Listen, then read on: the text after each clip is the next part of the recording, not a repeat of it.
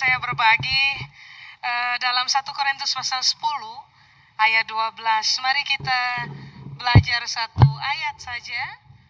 Ayat ini ayat penting yang akan menolong saudara dan saya untuk bertahan pada prinsip dan berhasil sampai akhir.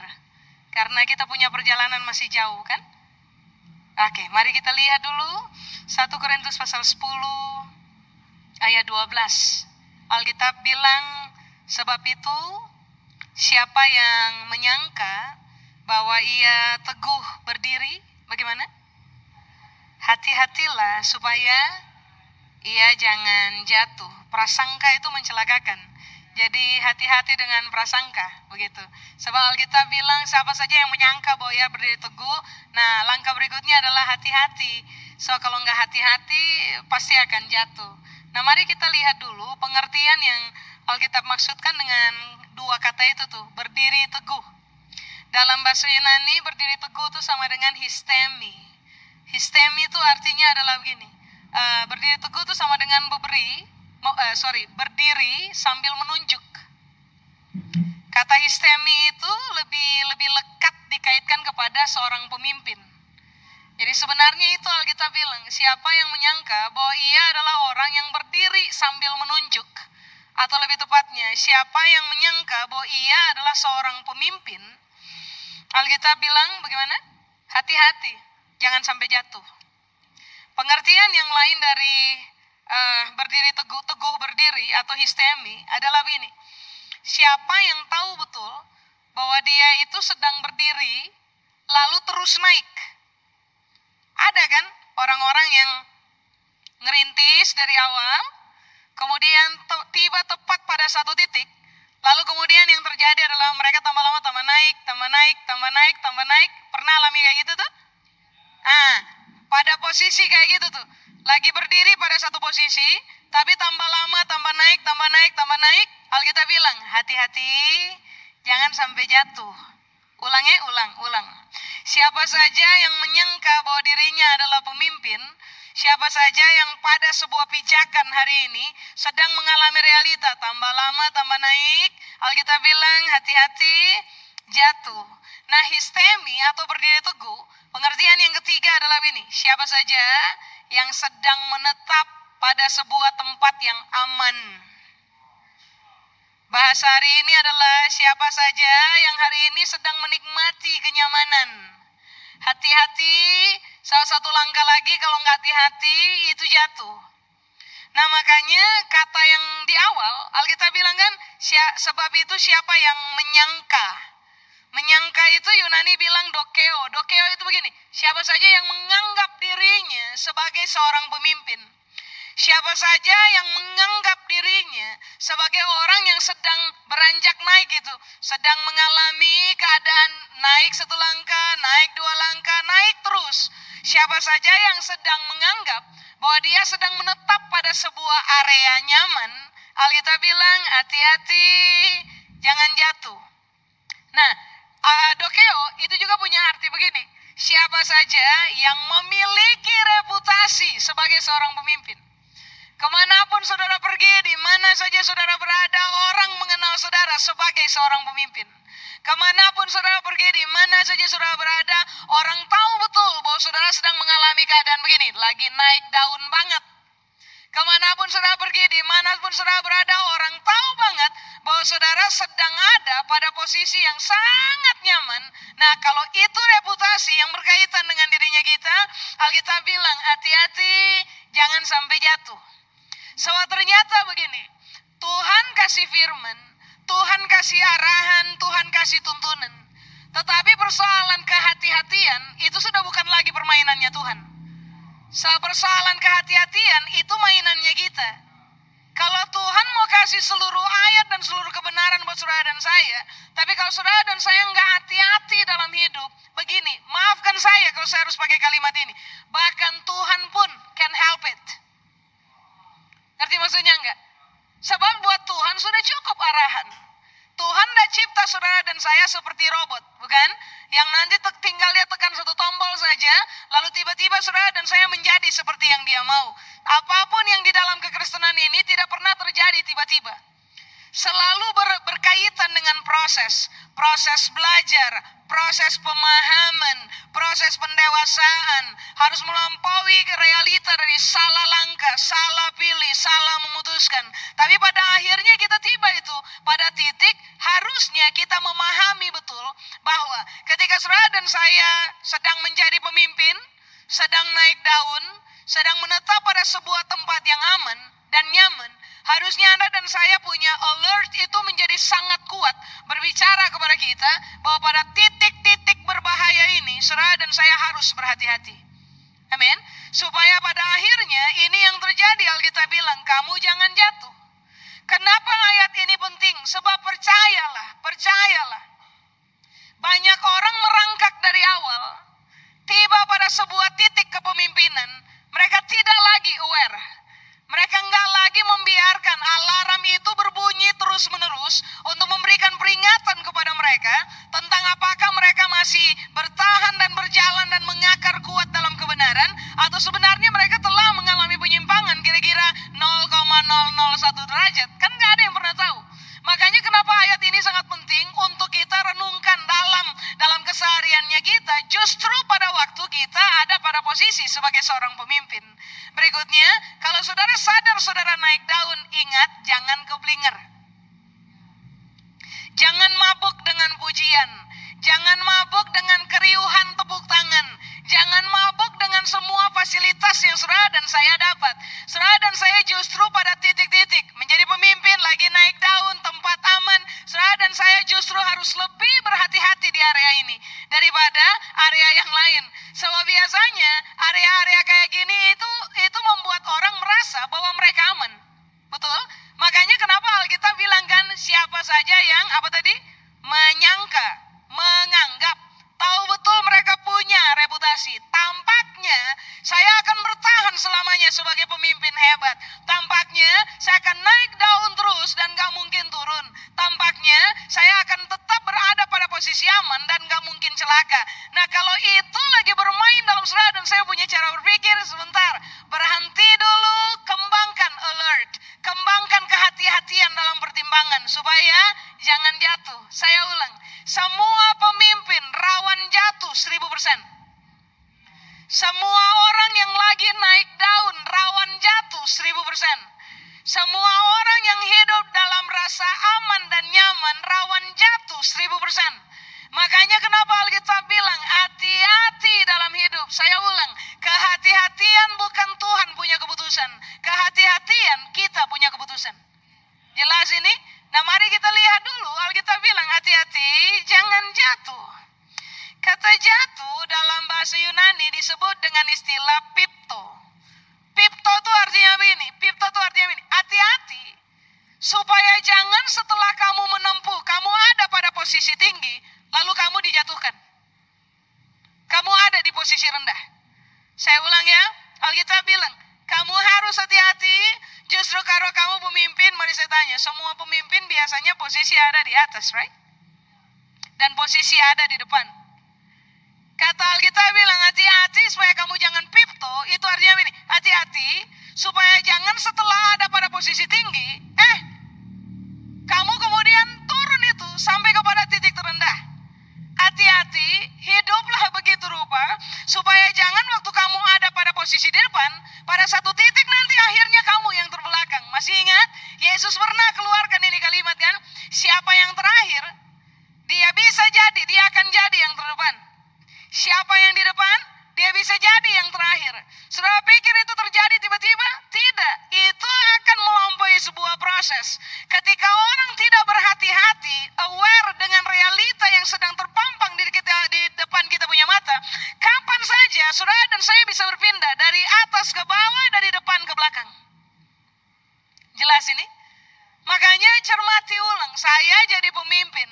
Untuk tiba pada status itu bayar harga mahal. Jangan sampai setelah kita bayar harga mahal, lalu kita nggak hidup hati-hati, ternyata kita kembali lagi kepada realita, nggak bermain dan bertahan pada posisi itu sampai akhir, nggak finishing well, tapi kita gagal di tengah jalan dan gagal juga jadi teladan dalam kehidupan. Makanya berita hari ini adalah hati-hati. hati-hati. Justru pada posisi-posisi kayak gini orang rawan jatuh. Jelas ini? Pipto artinya realita begini kan, jatuh dari titik tertinggi kepada titik terendah. Tapi jatuh atau pipto itu punya makna yang kedua adalah ini, jatuh dalam penghakiman dan penghukuman manusia. Percayalah, orang Kristen sampai hari ini tuh jago banget hakimi orang. Orang Kristen juga sampai hari ini jago banget hukum orang. Nah ini yang Alkitab ajar buat kita, Paulus ajar kepada jemaat di Korintus sampai kepada kita hari ini bahwa hiduplah begitu rupa. Justru karena kamu pemimpin, justru karena kamu lagi naik daun, justru karena kamu lagi dipercaya untuk berada pada sebuah kenyamanan tertentu dan rasa aman tertentu, kamu harus sangat hati-hati jaga kamu punya hidup supaya nanti pada satu titik kamu tidak jatuh, lalu kemudian kamu harus berhadapan dengan seluruh penghakiman dalam kehidupan dan seluruh penghukuman yang manusia bisa lancarkan buat hidupnya kita. Tentang menghakimi dan menghukum itu Tuhan punya bagian. Tapi rupa-rupanya banyak orang berupaya jadi Tuhan. Dalam kehidupan sosial bermasyarakat, banyak sekali orang telah berupaya bermain Tuhan-Tuhanan dengan cara hakimi orang dan hukum orang. Nah itulah sebabnya kenapa kita harus jaga diri kita begitu rupa pada semua sisi. Supaya pada langkah apapun, pada musim kehidupan bagaimanapun, saudara dan saya tidak membuka kesempatan sehingga ada orang-orang yang bisa datang untuk hukum kita dan hakimi kita hanya gara-gara ini. Kita memang hidup gak hati-hati. Bagaimana? Pertimbangkan ulang. Justru pada usia yang sekarang, saudara dan saya harus melatih diri kita menjadi orang-orang yang sangat mahir mencermati diri sendiri. Kebanyakan orang telah menjadi sangat mahir mencermati hidupnya orang lain, tapi tidak mahir mencermati hidup diri sendiri. Saudara dan saya harus banting setir. Jadilah pribadi yang sangat mahir mencermati diri sendiri, karena kalau kita nggak cermati diri sendiri, kehati-hatian tidak menjadi bahasa yang kuat berbicara kepada kita. Anytime, saudara dan saya bisa jatuh. Nah yang ketiga, pipto atau jatuh, itu artinya adalah begini, jatuh lalu takluk kepada tipu daya dan kepada roh jahat.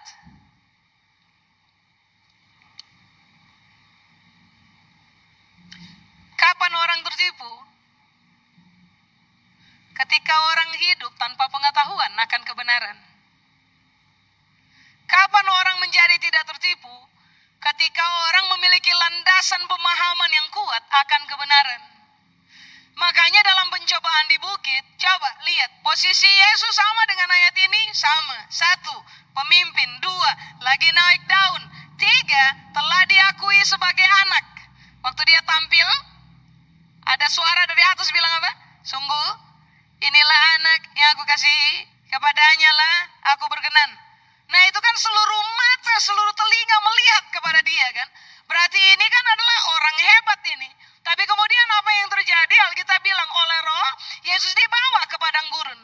Kepentingan di padang gurun apa yang terjadi? Alkitab bilang Yesus dicobai. Kata dicobai di situ makna dasarnya cuma sederhana. Setan cuma mau tahu isi di dalam Yesus itu apa.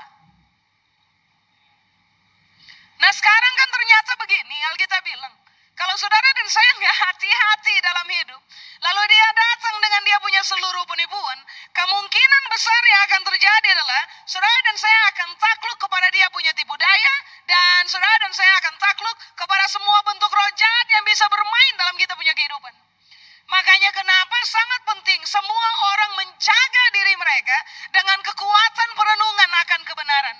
Pengetahuan akan kebenaran yang kita renungkan dalam keseharian kita menolong Anda dan saya untuk memiliki ketajaman menilai ini penipuan atau ini tidak. Ini berasal dari Tuhan atau ini tidak. Ini adalah sebuah kebenaran atau sebuah kebenaran yang adalah sebuah kamuflase. Itu akan menolong kita untuk betul-betul bertahan atau berdiri pada bagian yang benar, di mana saudara dan saya tidak akan ditipu dan tidak akan takluk kepada penguasaan dari roh jahat dalam kehidupan kita. Berikutnya kata pipto atau jatuh artinya adalah begini, sebuah kehidupan yang tersingkir dari kuasa.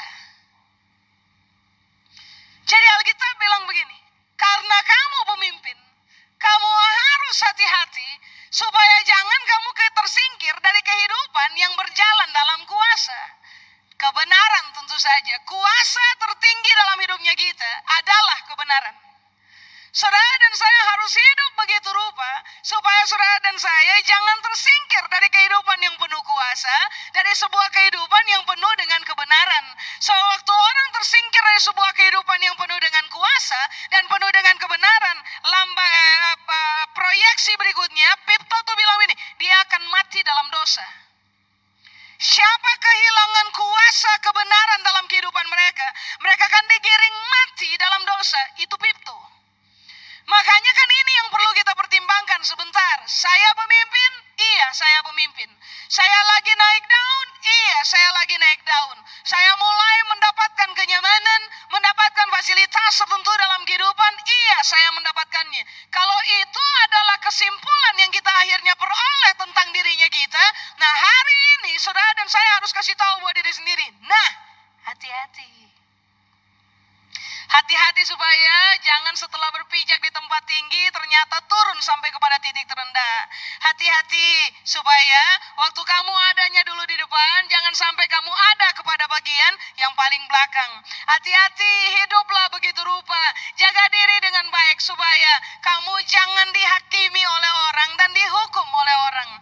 Hati-hati supaya kamu jangan tertipu oleh seluruh penipuan yang setan mainkan dan tertipu oleh roh-roh jahat yang bermain dengan wajah malaikat. Lalu yang berikutnya Alkitab bilang, hati-hati supaya kamu jangan tersingkir dari sebuah kehidupan yang dikuasai oleh kebenaran.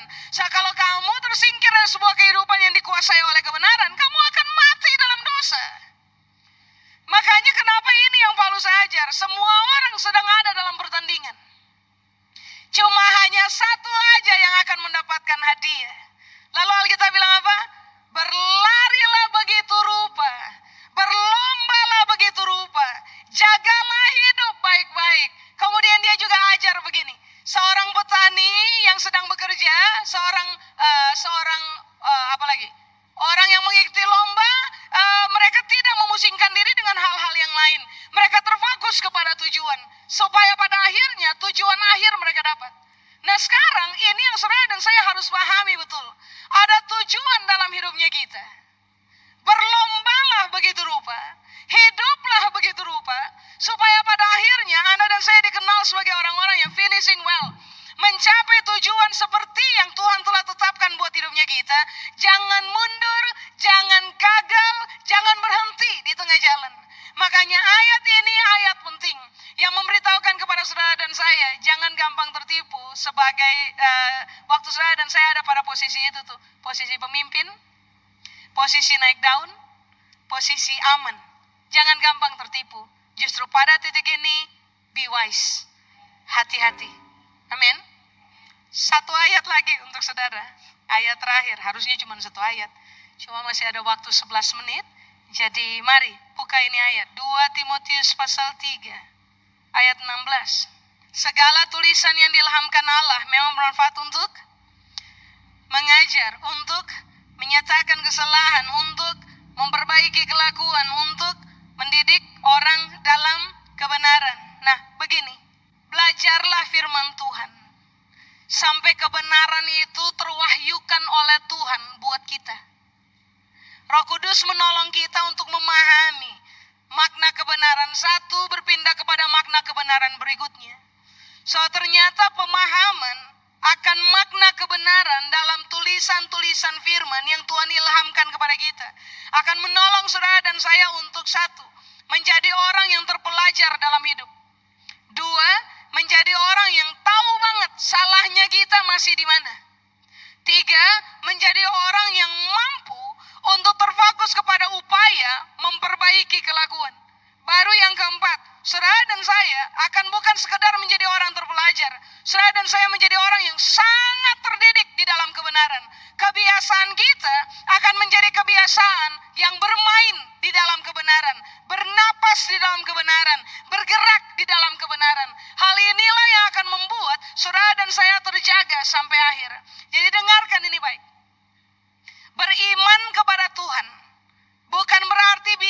berkata, enggak apa-apa sudah. Toh nanti Tuhan jaga saya supaya jangan saya jatuh. Beriman kepada Tuhan seharusnya membuat saudara dan saya bermain seperti yang ayat-ayat ini ajarkan. Karena saya beriman kepada Tuhan, saya hati-hati jaga hidup. Karena saya beriman kepada Tuhan, saya mengejar kebenaran firman Allah yang Dia wahyukan kepada saya dalam sebuah pemahaman. Itu yang harusnya kita bermain, supaya pada akhirnya imannya kita terjaga sampai akhir. Saudara, sejarah membuktikan, ketika orang tidak mengakar pada firman, setinggi-tingginya mereka berdiri, pada satu titik mereka akan jatuh. Sehebat-hebatnya mereka climbing, mereka naik, mereka mendaki, pada satu titik nanti mereka akan jatuh. Sehebat-hebatnya rasa aman dalam kehidupannya kita, rasa nyaman, seluruh fasilitas hebat tersedia buat kita. Tapi kalau saudara dan saya nggak hati-hati, pada satu titik nanti kita bisa jatuh. Apa yang bisa mempertahankan saudara dan saya untuk bertahan sampai akhir? Sederhana saja, firman Allah yang kita terima, kita pelajari, kita pahami, kita kerjakan. Main saja dalam gaya hidup benar, berhati-hati dalam kehidupan, sesuaikan diri seperti yang firman Tuhan ajar, supaya pada akhirnya